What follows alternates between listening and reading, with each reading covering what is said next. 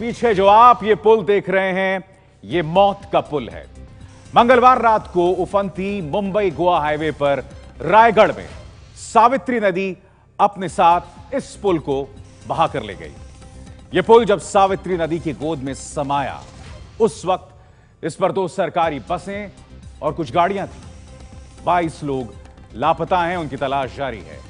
आइए देखते हैं मौत के इस खतरनाक पुल की कहानी।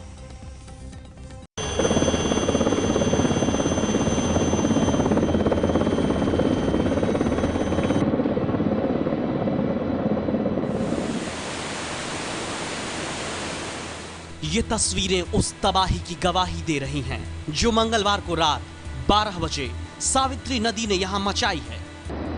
भारी बारिश के बीच उफनती नदी इस पुल को लील गई। आंखों में अपनों के खोने का खौफ है जो आंसू बनकर बह रहा है। मौत के पुल की यह कहानी महाराष्ट्र के रायगढ़ में मुंबई गोवा हाईवे की है। इन तस्वीरों में आपको एक पुल टूटा हुआ और दूसरा सलामत दिख रहा होगा। 24 घंटे पहले ठीक ऐसा ही पुल यहाँ सही सलामत खड़ा था और उस पर गाड़ियां भी दौड़ रही थीं। लेकिन अब पुल धराशायी हो चुका है और हादसे का शिकार हुए लोगों की तलाश में जुटी हुई है महाराष्ट्र की फडणवीस सरकार।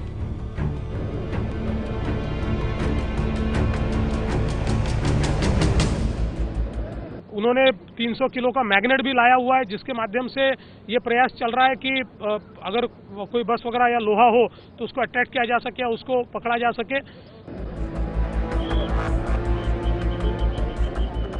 मुंबई को गोवा से जोड़ने वाला महाड और पोलादपुर के बीच में था ये पुल। महाड मुंबई से करीब 200 किलोमीटर दूर है। यहाँ 2 पुल थे। नए पुल का मुंबई से गोवा के लिए इस्तेमाल होता था और पुराने पुल का गोवा से मुंबई आने के लिए। हादसा गोवा से मुंबई आने वाले पुराने पुल पर हुआ। मंगलवार रात तेज बारिश हो रही थी। रात के करीब 12 बज रहे थे। उस वक्त पुल पर 2 सरकारी बसें और कुछ निजी गाड़ियां थीं जो पुल के साथ बह गईं। ये पुल करीब 150 मीटर लंबा है, जिसका 120 मीटर हिस्सा टूट चुका है। ये देखिए, सिर्फ यहाँ किनारा बाकी रह गया।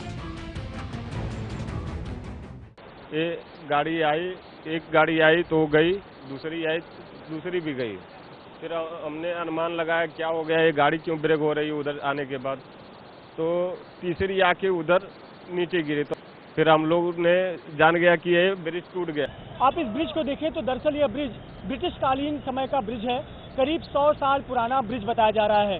ब्रिज के पाए में सिर्फ बड़े बड़े पत्थर नजर आएंगे। पत्थरों के साथ पुराने समय के जो सीमेंट है वो नजर आएंगे और इसे बाहर से बांधने के लिए मजबूत दिखने वाला पत्थर नजर आएगा।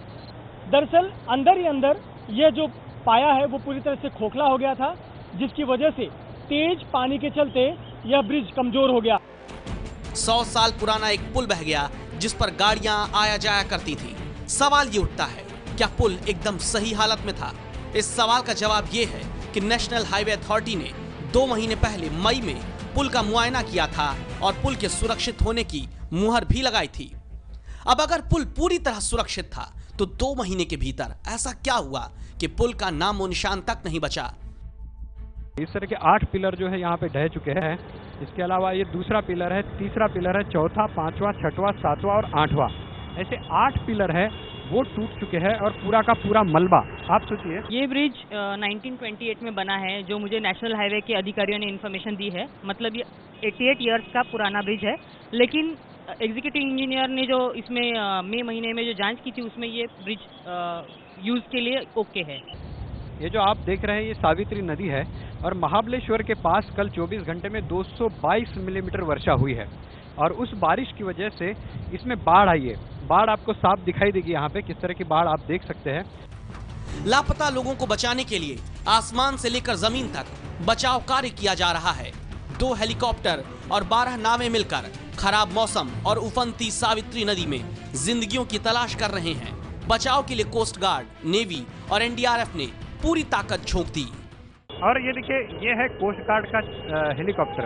ये हेलीकॉप्टर यहाँ से लगातार रेस्क्यू ऑपरेशन चल रहा है। सुबह से रेस्क्यू ऑपरेशन चल रहा है। बस को खोजा जा रहा है, अभी तक कुछ नहीं मिला है। 2 शव जरूर मिले हैं, लेकिन वो उन्हीं के हैं जो बस में सवार थे, इसके बारे में भी कोई पता नहीं।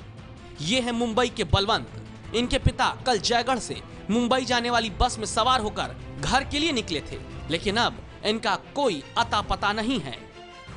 मेरे पिताजी कल शाम को गाड़ी में बैठे जयगढ़ मुंबई धोंडू बाबा जी कोकरे, तो उनका मोबाइल भी स्विच ऑफ है और सुबह आए नहीं। इसके लिए हम लोग ने देखा तो हम लोग को मालूम पड़ा कि ऐसा ऐसा हादसा हो गया, तो हम लोग शौक गए, मतलब शौक बैठा मेरे को, ऐसा ऐसा मतलब वही गाड़ी में बैठे यार। लेकिन